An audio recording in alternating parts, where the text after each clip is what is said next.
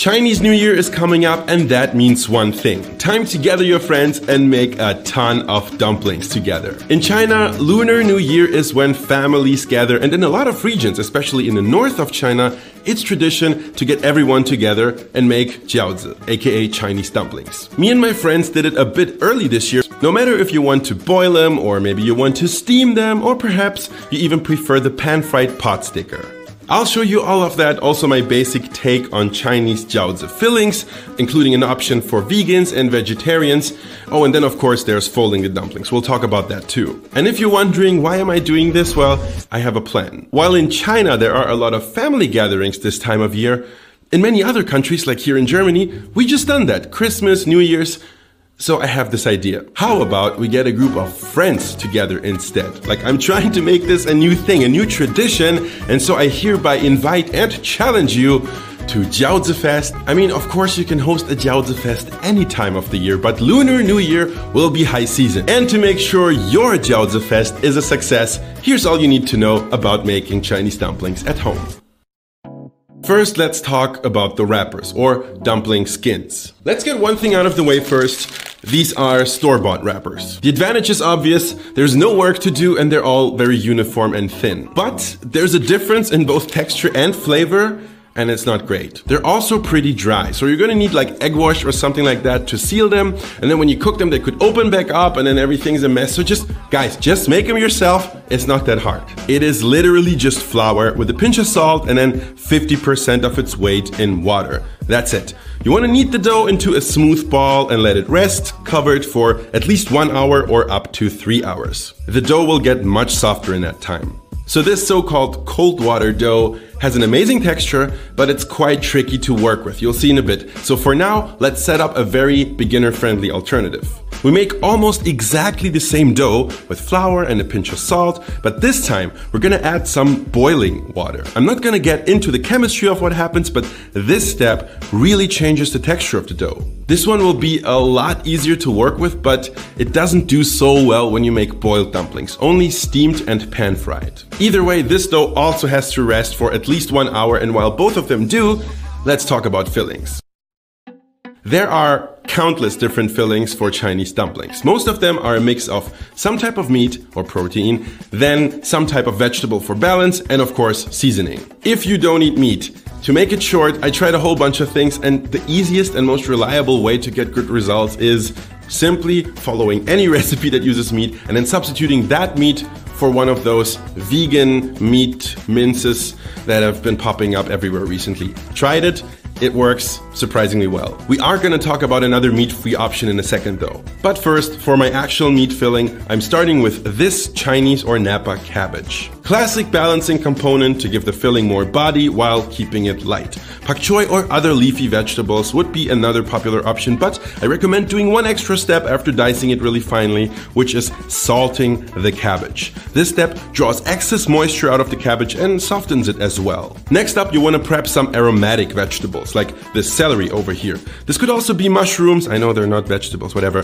Carrots, corn, fennel, even kimchi. Just don't be lazy, make sure to chop it as finely as you can because big chunks will make your filling difficult to wrap in a dumpling. Another absolutely essential element is some type of allium, aka onion flavor. I think leeks are perfect, they're nice and firm, they have a strong yet not overpowering flavor, but you could also use scallions or grate an onion or use Chinese chives. The world's your dumpling. Then there's our good old friend ginger, which is a must in any meaty filling, I think, but I prefer to grate it when I make dumplings, then add a pinch of salt to help draw out the moisture. Because yes, this ginger juice is what I will eventually be using. It gives us all the flavor without any of the spicy chunks. Now let's talk about meat. Ideally, you'd make your own mince, but this is where I think store-bought is just fine. Almost any meat works. I'm mixing pork and shrimp for an awesome surf and turf combo. And now look at what I'm doing. The function of meat in dumplings is not just flavor, no, it is also crucial for holding the filling together. Again, I'm gonna spare you the chemistry, but continue stirring in one direction works the meat in a way that it gets pasty and sticky, which is exactly what we want. When you're there, add your leeks, the more the better if you ask me, and of course your aromatic veggies.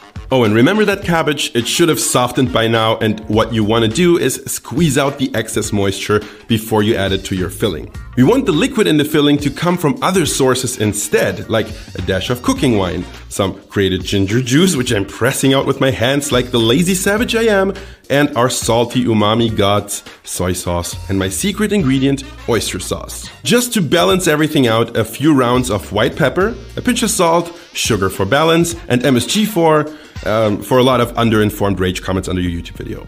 Oh my, I love the sight of a messy bowl of dumpling filling. Now, give everything a really good mix, and once everything is homogeneous, add a last glug of sesame oil. We're adding that last because it decreases the stickiness if added too early. And so here we go, my favorite pork and shrimp jiaozi filling. You can clearly see how sticky this filling gets, which is exactly what makes non-meat fillings so challenging. For example, there's this vegan-friendly filling made from mushrooms, tofu, rice noodles, onions. It tastes pretty good, but it crumbles instead of turning into a nice mushy ball. And that makes it really difficult to work with when you're trying to pleat the dumplings. My advice for every loose filling like that would be to use a starch slurry to hold things together. So far, any starch has worked for me. What you're seeing here is potato starch.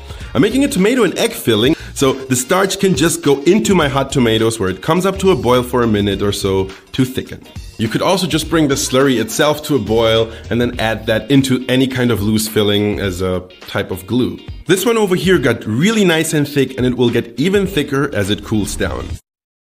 So we have arrived at the make it or break it stage, which is making and folding our homemade jiaozi wrappers. This is the cold water dough from before. You can clearly see how elastic that got over time. Roll it out into a log, dust with flour, and cut into small dough chunks like these, turning the log back and forth 90 degrees each time. This step will help you to get them into a more uniform shape like this. And that's important because you want to make sure that as you flatten each of them into a disc, they come out somewhat round. Now you want to roll them out, and the key is to get the outside nice and thin while keeping the center a bit thicker. This way, your dumplings will turn out just right after folding. Next, holding a wrapper in your hand, you place a little ball of filling in the center and then start pleating it shut. I'm just gonna borrow footage from another video where my friend Lulu demonstrates this really well. She's good at this.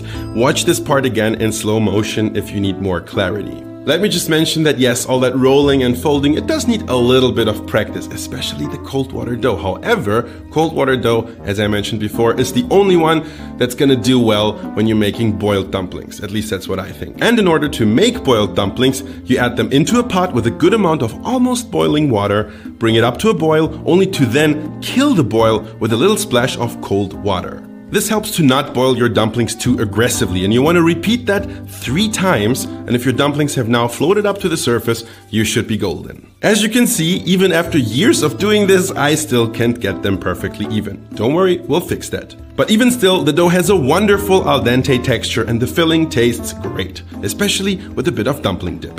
What's that dumpling dip, you ask? Couldn't be any simpler. Just hit your Asian grocery store and look for dark Chinese vinegar that says mature. This will be our base. Add a splash of soy sauce, a few thin slices of fresh ginger, and a few freshly crushed cloves of garlic. That is it. But now back to our somewhat uneven dumpling wrappers. As I mentioned before, there is a beginner-friendly solution. And by that, I mean our hot water dough. You can immediately see that it's stiffer, it's not as elastic, and you will also notice that this makes it so much easier to work with. You don't need a ton of flour, and as you roll them out, they get nice and thin, they also stay nice and thin, and they just generally listen to you much better. With a hot water dough, even I can pull off some good-looking dumplings. How do we cook them? Well, one way would be to steam our dumplings. Bamboo steamers are perfect, but any other steamer will work as well. Just make sure to put something under your dumplings so they don't stick to the steamer, like this steaming paper. Alternatively, you can grab a leaf of our cabbage, or even better, a leaf of lettuce, and just use that, nature's steaming paper. The dumplings normally need around 6 minutes, and now I know you want to see a cross section, so here it is. Look at this wonderfully even skin. Beautiful. Even the tomato and egg filling is not a problem with these. However, a lot of people prefer pan-fried dumplings, also called pot stickers. You'll need a skillet for that, so get it nice and hot and add some oil. Place your dumplings in the pan, flat side down, and fry them for a few minutes. In the meantime, we can make another starch slurry. As soon as the dumplings are golden brown on the bottom, add the slurry to your dumplings and cover with a lid. Let them steam for around 3 minutes and then remove the lid. The slurry will get thicker and thicker until eventually all the water is gone and all that remains is this characteristic crust. I know it might not look like much, but listen to this.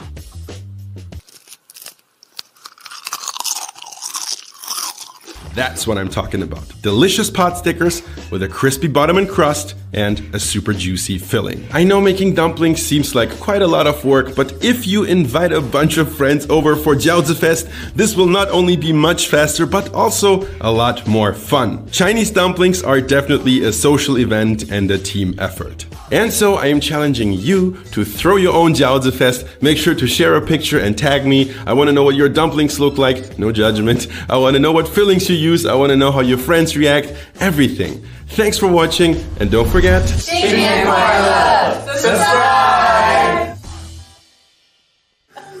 Hold.